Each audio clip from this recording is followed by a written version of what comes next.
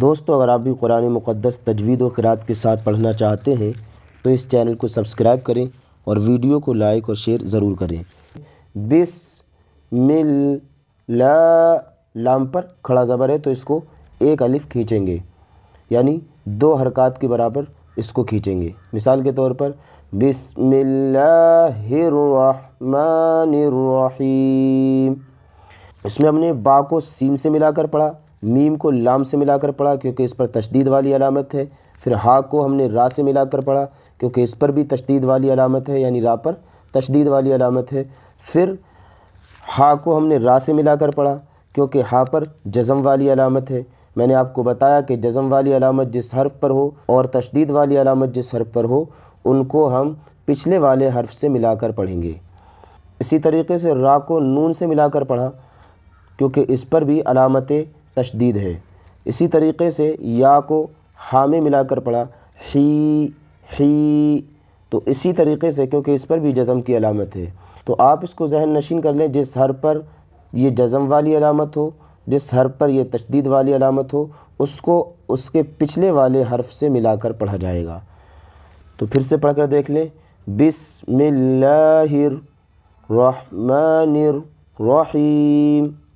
بسم اللہ الرحمن الرحیم۔ اب پورا ملا کر پڑھ کر دیکھ لیتے ہیں اس کو، بسم اللہ الرحمن الرحیم، بسم اللہ الرحمن الرحیم۔ اس میں ایک چیز اور خیال رکھنا ہے، جب کھڑا زبر آئے کہیں بھی یا کھڑا زیر آئے یا الٹا پیش آئے، کیونکہ آپ نے پہلے ہی پڑھ رکھا کھڑا زبر، کھڑا زیر اور الٹا پیش کو ہمیشہ ایک الف کے برابر کھینچ کر پڑھیں گے،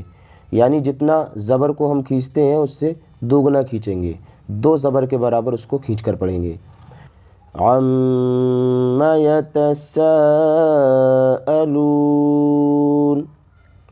اب اس کلمے میں ہمیں عین کو میم سے ملا کر پڑھنا ہے کیونکہ میم پر علامت تشدید ہے، تو عین کو میم میں ملائیں گے، عین میم زبر عم، میم زبر ما، عم۔ ایک قاعدہ اور ذہن نشین کر لیں، جب یہ تشدید والی علامت کبھی بھی قرآن مقدس میں کسی بھی جگہ پر نون یا میم کے اوپر آئے تو اس نون اور میم میں ایک الف کے برابر غنہ کریں گے، یعنی جس طریقے سے میں نے اس میں پڑھا عم،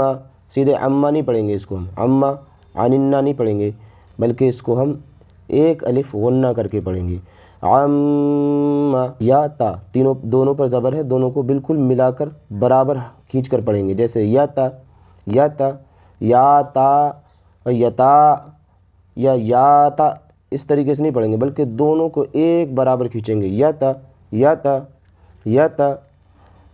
آگے سین پر بھی زبر ہے لیکن سین کے آگے الف مدہ ہے، اور الف مدہ آنے کے بعد اس پر جو ہے بڑی مد بھی آ گئی ہے، اس لیے سین کو کم از کم ہم 4 زبر کے برابر کھینچیں گے، 4 حرکات کے برابر کھینچیں گے، جیسے عم یتساءلون۔ اب یہ لونا ہے، اس کو بھی ہم کھینچ کر پڑھیں گے کیونکہ واو یہاں پر مدہ ہے۔ آپ نے قاعدہ پڑھا ہے واو ساکن سے پہلے والے حرف پر پیش ہو تو اس کو ہم کھینچ کر پڑھتے ہیں، اور کھینچتے کتنا ہے، کم از کم ایک الف۔ لیکن اب یہاں اگر ہم وقف کریں گے، سانس توڑیں گے، تو اس کو ہم اور بھی زیادہ کھینچ سکتے ہیں کیونکہ پھر یہ مد عارض ہو جائے گا، مد عارض ہو جائے گا، وقف کی وجہ سے جو مد ہوتا ہے اس کو مد عارض کہتے ہیں۔ تو اب اس کو ہم تھوڑا اور زیادہ کھینچیں گے، مثال کے طور پر اس کو ہم 4 حرکات کے برابر بھی کھینچ سکتے ہیں۔ دوبارہ اس کو پڑھ کر دیکھ لیں، عَمَّ يَتَسَاءَلُونَ عَنِ النَّبَإِ الْعَظِيمِ، عظیم، ساتھ ساتھ حروف کی ادائیگی کا بھی خاص خیال رکھیں۔ مثال کے طور پر اس پر عین ہے، عنن میں عین ہے تو اس کو عین نکالیں، اس کو حمزہ نہ پڑھیں، انن نہیں پڑھیں بلکہ اس کو پڑھیں گے عنن، عنن نبئل، نبئل۔ با کو نہیں کھینچیں گے کیونکہ با پر صرف زبر ہے، آگے جو آیا ہے اس کے الف جیسا دکھائی دے رہا ہے، یہ الف نہیں بلکہ حمزہ ہے اور اس کے نیچے زیر ہے، اس کو الگ سے پڑھا جائے گا، عن النبأ العظیم۔ الذی، الذی اس کو اکثر و بیشتر لوگ پڑھتے ہیں لذی، لذی پڑھتے ہیں اس کو، جبکہ اس پر تشدید ہے۔ اب تشدید تو ادا نہیں ہو رہی اگر اس کو لذی پڑھیں گے تو ہم، تو اس لیے قاعدہ یہ ہے کہ جہاں بھی تشدید آئے اور اس سے پہلے حمزہ عارضی ہو، ایسی جگہوں پر الف پر عارضی زبر لے آتے ہیں، عارضی حرکت لے کر آتے ہیں، لیکن یہاں حرکت زبر آئے گی تو اس کو ہم لذی نہیں پڑھیں گے، تو الذی پڑھیں گے اس کو۔ الذی ہم فیہ، الذی ہم فیہ مختلفون، مختلفون، میم خا پیش مخ تا زبر تا، مخت لام زیر لی، مختلی فا واو پیش فو، مختلفو نون زبرنا، مختلفون، الذی ہم فیہ مختلفون، الذی ہم فیہ مختلفون، الذی ہم فیہ مختلفون۔ اب اس کو ملا کر پڑھ لیں، الذی ہم فیہ مختلفون، کلا سیع، سیع یا کو عین میں ملائیں گے کیونکہ عین پر علامت جزم ہے، تو اس لیے یا کو عین میں ملائیں گے۔ سیعلمون، نون پر زبر ہے لیکن آیت کی وجہ سے یہ ساکن ہو جائے گا، تو اس لیے پڑھیں گے کلا سیعلمون۔ اس کو ہم 4 حرکات کے برابر کھینچیں گے کیونکہ وقف کی وجہ سے یہاں پر مد ہوگا جس کو مد عارض کہتے ہیں، لہذا اس کو ہم 4 حرکات کے برابر کھینچ کر پڑھ سکتے ہیں۔ اسی طریقے سے آگے ثم، ثم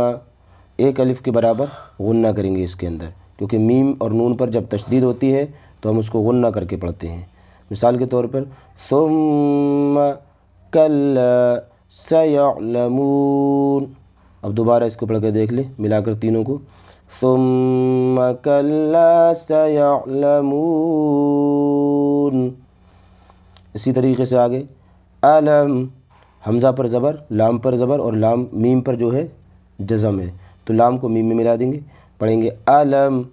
نجعل، نجعل جیم پر جزم ہے اور نون کے بعد جیم آیا تو نون کو جیم میں ملا کر پڑھیں گے، علیل عین پر زبر ہے اور لام پر زیر ہے، دونوں کو سیم پڑھیں گے، یعنی کھینچیں گے کسی کو بھی نہیں، کیونکہ زبر زیر پیش جس کلمے پر آتا ہے تو اس کو بغیر کھینچے پڑھتے ہیں۔ علم نجعل، لام کو لام میں ملا دیں گے اس والی لام میں، علم نجعل الارض، ارض مہادا، مہادا ویسے ہی لکھا ہے مہادن، لیکن اگر اس کو ملا کر پڑھیں گے تو اس دال کو اس واو میں ملائیں گے کیونکہ واو کے اوپر تشدید ہے، تو ہم پڑھیں گے اس کو اگر ملا کر پڑھتے ہیں تو ہم پڑھتے ہیں مہادوں، مہادوں، لیکن ہم یہاں ملا کر نہیں پڑھیں گے بلکہ اس کو یہاں ساکن کریں گے، وقف کریں گے، کیونکہ اتنی لمبی سانس ابھی شروعات میں ہمیں نہیں لے جانی ہے بلکہ ہمیں تھوڑا تھوڑا پڑھنا ہے ایک ایک سانس میں، اسی لیے یہاں پر وقف کریں گے ہم۔ علم نجعل الارض مہادا، مہادا